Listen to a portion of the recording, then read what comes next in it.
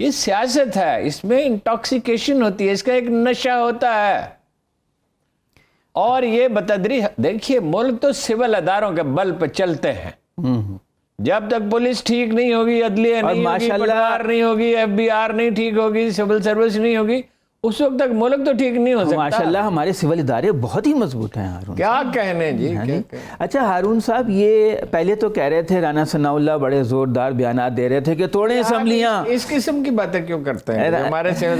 آپ مجھے پروو کرنا چاہتے ہیں؟ یہ اینکروں کی عادت ہوتی ہے۔ بڑے زوردار بیانات دے رہے تھے رانا ثناء اللہ کہ توڑیں اسمبلیاں، الیکشن کرائیں، آ جائیں، اب وہ بچانے کے چکر میں ہے۔ ان کا یہ خیال تھا کہ وہ نہیں توڑیں گے، اب وہ بچانے کے چکر میں بڑی رکاوٹ ہے، ظاہر ہے ان کے ارکان سے رابطے بھی ہوں گے۔ اب مغالطہ کیسے پیدا ہوتا ہے؟ ظاہر ہے جب وہ ارکان سے رابطے کرتے ہوں گے، یہ جس طرح کا معاشرہ ہے، لوگ خان صاحب کی شکایت بھی کرتے ہیں۔ آپ کو یاد نہیں کہ ان کے دو وزراء جا کے کس سے ملے تھے؟ وہ لوگ اسٹیبلشمنٹ سے رابطہ رکھتے تھے۔ آپ کو یاد نہیں ہے مفتاح صاحب سے یہ منسوب کیا گیا ہے، مجھے نہیں پتا کہ صحیح ہے یا غلط، مفتاح صاحب ہی بتا سکتے ہیں کہ مجھے کوئی نہیں ہٹا سکتا، میرے اسٹیبلشمنٹ کے ساتھ تعلقات ہیں۔ آپ کو یہ پتا ہے پی ٹی آئی میں ایسے لوگ ہیں جو اسٹیبلشمنٹ سے رابطے رکھتے تھے۔ ان میں سے ایک آدمی کو میں نے دیکھا کہ وہ خان صاحب، حالانکہ خان صاحب اس سے کام تو کافی لیتے ہیں اور بعض معاملات میں اس پہ بھروسہ بھی کرتے ہیں، کہ وہ کھڑا کانپ رہا تھا خان صاحب کے سامنے، لیٹرلی کانپ رہا تھا، اس کا خان صاحب مذاق اڑا رہے تھے۔ تو میں سوچا یار یہ کام کا آدمی ہے، بندہ ٹھیک ہے، تو اس کے ساتھ اس کو کیوں اس کا؟ تو پھر مجھے خیال ہے کہ وہ یہ اس کو پوری طرح لائل نہیں سمجھتے، تو تھوڑی اس میں فکرہ بازی کر رہے تھے اور وہ خاموش تھا۔ جو سیاست میں ڈبل گیم تو چلتی ہے، ڈبل ٹرپل گیم تو چلتی ہے۔ نہیں چلتی، ہر طرح کا آدمی ہوتا ہے، ایک آدمی جو ہے وہ ڈبل گیم نہیں کر سکتا، ایک آدمی کر سکتا ہے، یہ اپنے مزاج کی بات ہے۔ پرویز شجاعت کی منتیں کر رہے ہیں شہباز شریف وہاں جا کر وزیر اعظم کہ بچاؤ پنجاب اسمبلی۔ کچھ لوگوں کا خیال یہ ہوتا ہے کہ انہوں نے اتنی عقل پائی ہے کہ وہ جو چاہیں گے کر لیں گے۔ اچھا ٹھیک ہے، جو بڑا آدمی ہوتا ہے نا، کل میں نے آپ کو مائیکل اینجلو کا قصہ سنایا تھا، ایک دوسرا قصہ آپ کو سنو۔ مائیکل اینجلو کے ذہن میں خیال آیا کہ بی بی مریم علیہ السلام، جی کہ ان کا وہ بنائیں، ان کی تصویر بنائیں یا ان کا وہ بنائیں، تو وہ جائزہ لیتے رہے۔ ٹھیک ہے، انہیں بہت سی خواتین کو دیکھا کہ جن میں وہ اس اعلیٰ درجے کی معصومیت اور پاکیزگی نظر آئے۔ ظاہر ہے معصومیت سے مراد یہی ہے پاکیزگی، وہ تو جناب مریم تو ایسی شخصیت ہیں، قرآن ان کا ذکر کرتا ہے اس اہتمام کے ساتھ، اور ایسا اکرام ان جھلکتا ہے اس میں، ایسی محبت جھلکتی ہے پروردگار عالم کی۔ تو وہ بہت سی عورتوں کو دیکھا، مگر آخر میں ان کی نظر اپنی ماں پہ ٹھہری ہوگی۔ اس میں مائیکل اینجلو جیسا آدمی یوں ہی تو فیصلے نہیں کر لیتا، جیسے میری والدہ ہیں، ان میں وہ معصومیت ان میں ہوگی، پاکیزگی ہوگی، اور تو انہوں نے بنایا اور اس قدر وہ اس میں منہمک ہو گئے، اور اتنی انہوں نے ایسی شاندار وہ تراشا اس کو کہ خود ہی اس پہ فدا بھی ہو گئے۔ ماں کے قائل تو وہ تھے ہی، کیونکہ سارا کام کاج گھر کا وہی کرتی تھی، پانی وہی بھر کے لاتی تھیں، اور پرانا اسرت کا زمانہ تھا، یورپ کون سا کو دولت مند تھا۔ ایک دن مائیکل اینجلو نے ماں سے پوچھا کہ آپ نے کوئی مسیح کیوں پیدا نہیں کیا؟ اس نے کہا اپنے ابا کو دیکھو شراب پی کے پڑا ہوا ہے۔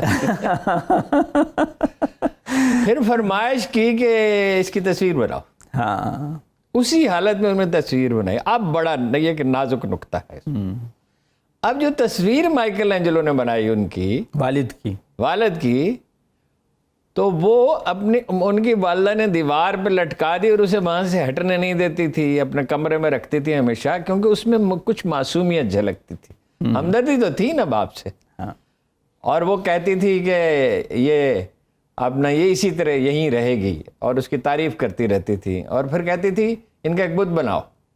تو مائیکل اینجلو یہ کہہ کے ٹال دیتے تھے کہ مجھے اس کے لیے موضوع پتھر نہیں ملتا۔ بات یہ انسانی ذہن بڑا پیچیدہ ہے، وہ کس طرح سوچتا ہے کہا نہیں جا سکتا۔ عمران خان کو باہر سے تو شکست نہیں دی جا سکتی، صحیح ہے۔ دیکھیے کون کون اس کے خلاف ہے، کوئی چھوڑا ہی نہیں نا۔ जनाब हिकमत यार की तरह उनसे भी हम यही कहते थे इतने महाज न खोलें, कोई छोड़ा ही नहीं ना दुनिया में, नावक ने तेरे सैद न छोड़ा जमाने में। तो वो अंडरस्टैंडिंग नहीं है। परवेज इलाही क्या करेंगे नहीं कहा जा सकता, उनकी मजबूरी है, उनके अरकान की अक्सरियत ये समझती है कि वहीं से। अच्छा, मैंने इस पर गौर किया है कि टिकटों का तो कोई मसला ही नहीं, जितनी चाहे टिकटें दे सकते। वो कह रहे हैं जो नून लीग की सीटें हैं उन पे हम आपको दे देंगे। भाई नून लीग में जहां कहीं नून लीग जो 2-4 हज़ार 5,000 से 7,000 से 8,000 से 10,000 से जीती थी तो वो 30 सीटें दे दे। हाँ, नून लीग नहीं दे सकती काफ लीग को सीटें। हाँ, वो नहीं दे, कहां से देगी? मोनिस गए तो हैं, पीपल्स पार्टी को देनी है। मोनिस इमरान के पास जाके यही उन्होंने नहीं, उन्होंने पीपल्स पार्टी को देनी है।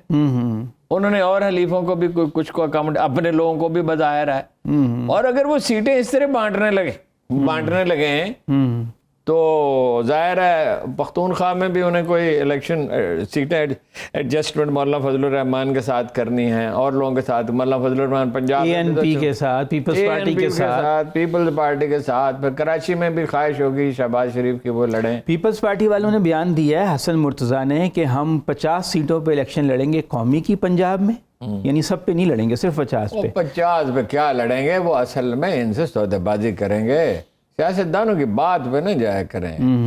उनका देखें मफाद किस चीज़ में है। इनसे को 10, 15, 20 सीटें वो मांगेंगे, नून लीग से मांगेंगे। आप मांगेंगे नून लीग, और 30 सीटें कह रहे हैं सूबाई असम्बली की। अब बताएं, 450 में से 30 सीटें लेके वो क्या हुकूमत बनाएंगे? ये पीपल्स पार्टी का हाल हो गया है। अच्छा हारून साहब, ये भी कुछ र्यूमर्स चल रही हैं, क्या सराइयाँ हो रही हैं कि शायद अब इमरान खान का चैलेंज इतना बड़ा है कि उसको मीट नहीं कर सकते, तो कोई निगरान सेटअप लंबा बना दिया जाए, इकोनॉमिक इमरजेंसी लगा दी वो जाए। तजवीज़ ज़ेरे गौर है जिससे इमरान खान का रास्ता रोका जा सकता। तो रोक लेंगे। ये तो अल्लाह ही बेहतर जानता है। वो मैं तो आइंस्टाइन का वो कॉल दोहराता रहता हूँ हमेशा कि देखना ये चाहिए कि वो ज़ात कदीम क्या चाहती है, रेस्ट इज द डिटेल। और जनाब रसूलुल्लाह सल्लल्लाहु अलैहि वसल्लम ने फरमाया लोगों के दिल दश्त में पड़े हुए पर के मानिंद हैं जिसे हवा उल्टाती पुलटाती है। कैसे खमीनी छा गया था ईरान की फिजा पे, कैसे सोवियत यूनियन जो है वो रेजा हो गया था, कैसे वो इस्लामिस्ट जिसके लिए दस्तूर में सारे रास्ते रोक दिए गए थे, तुर्की में बरसर इक़्तिदार आ गए थे, कैसे वियतनाम में अमेरिका को शिकस्त हो गई थी, कैसे इराक में उन्हें पसपा होना पड़ा था। तो वो तो अल्लाह बेहतर जानता है। जो लोग ये समझते हैं कि इंसानी अक्ल से फैसले होते हैं, जिनका अक्ली मजहब है, जैसे हमारे जरदारी साहब हैं, ऐसे कर लेंगे 4 घंटे बैठे रहेंगे शुजात साहब के पास, वो एक खत लिख देंगे, वो स्पीकर एक फैसला दे देगा, मगर हुआ तो भाई जो अल्लाह को मंजूर। कहते हैं एक जरदारी सब पे भारी। हाँ, जो बड़ा भारी है जरदारी। इब्राहिम लिंकन होता है तो आया करता है इनके पास। सिंध को एक मिसाली सूबा बना दिया उन्होंने। और कराची एक ऐसा शहर है कि अगर वैसा शहर हर पाकिस्तान का हो जाए तो पाकिस्तान दुनिया में जगमगाने लगेगा। इस तरह की जितनी भी बातें आप करेंगे उसकी मैं तायीद सिर्फ करने पर इक्तफा करूंगा।